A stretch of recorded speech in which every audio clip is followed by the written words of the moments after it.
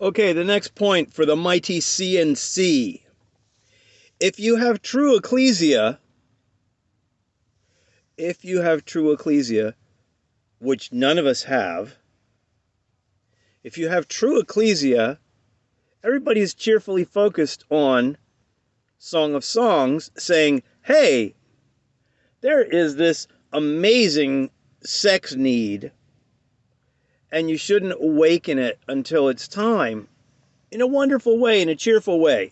If you have true ecclesia, you are aware of sexual hunger from youth. You are cheerfully aware. Oh my gosh, it's why mommy's always jumping on daddy and daddy's always jumping on mommy. It feels so good. You are aware of sexual hunger from youth, and this is a conversational and caring and counseling point of true ecclesia. And you're operating from youth in this awareness of sexual hunger as a happy, neat part of life, and all of us humans are insane, and we go crazy sometimes from sexual hunger. Look at King David. Come on, King David, your brother, your sister, your father, your pastor are going to act like King David, like crazy from time to time. All right? Okay, so if you have true ecclesia, you're aware of sexual hunger from youth, and you're cheerfully aware of demons that use governments to catch up people's minds and thoughts and behaviors, and demons who use women. Women are not bad, but they are the most beautiful part of all creation. And if you send them slightly off the rails, all the boys will follow and the whole family will follow, just like Adam followed Eve. And it was Adam's fault. It was not Eve's fault. Adam is declared as the one who sinned. Eve was deceived, but he's the one who had an awareness, and he didn't stand with that awareness. He didn't speak up.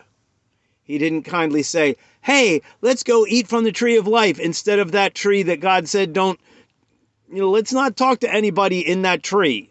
Let's go over to the other tree and eat from the tree of life.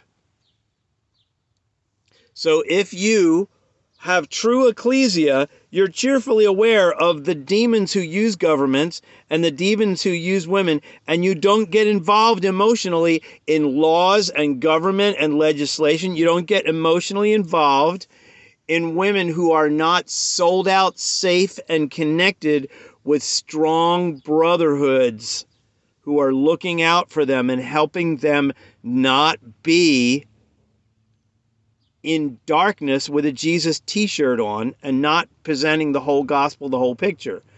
If you have true ecclesia in that context of true ecclesia that none of us has had, marriage is a maintained thing.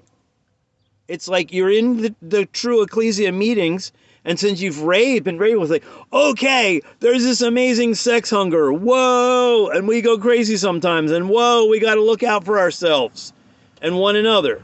So the little group of friends that deeply know each other and are real about everything, they're checking in on the sex problems. Hey, all you singles, are any of your bodies going crazy? Are you having obsessions or fantasies? Hey, you married people, are you being sexually satisfied, or are you feeling not so good? Are there troubles going on in the marriage situations? The old rabbis, the Orthodox rabbis say, look, divorce starts in the bedroom. Okay, so if you're in true ecclesia, in that context, marriage is being maintained, and everybody's checking in on sex problems with the single people and with the married people from youth, even with the kids.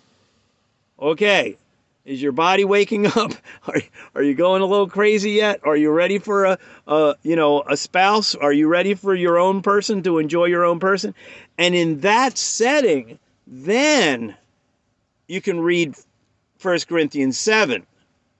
The woman who is married in true ecclesia, where all the stuff of sex hunger and demons and governments and demons using women, in that context, if a woman and a man are split up, the woman should remain unmarried or be reconciled to that man.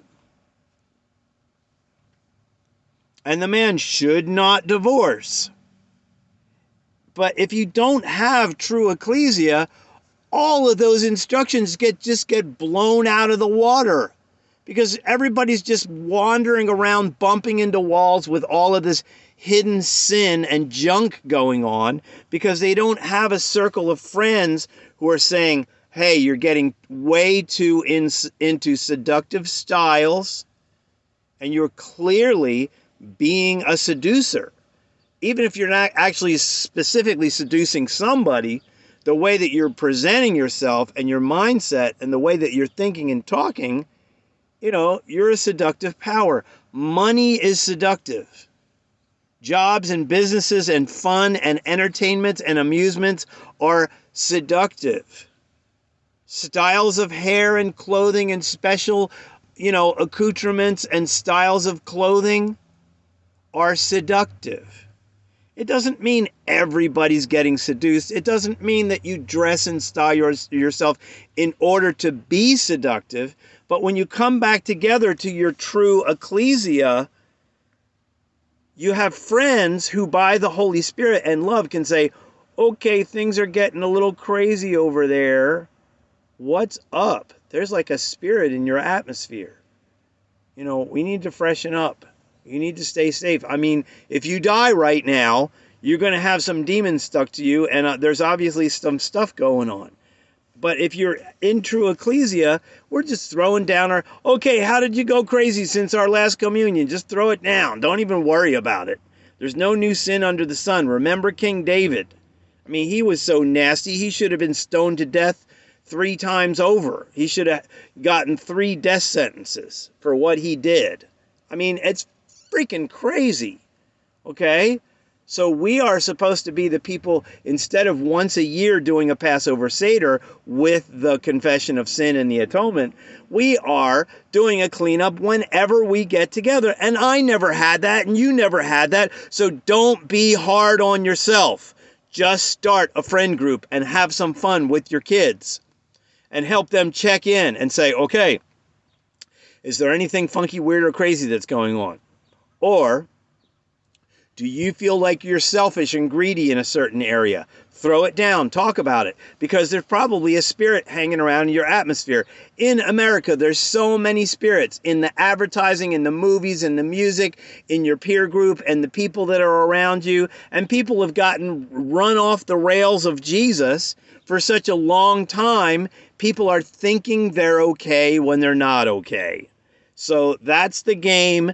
Don't be hard on yourselves. Just make a friend group and do the little truth meal, honesty meal thing, and go out and start more friend groups with other people that are into like saving their children and keeping them safe from their devices in this crazy world. Yahoo, yippee, yippee, yippee. Celebrate the CNC. Be courageous.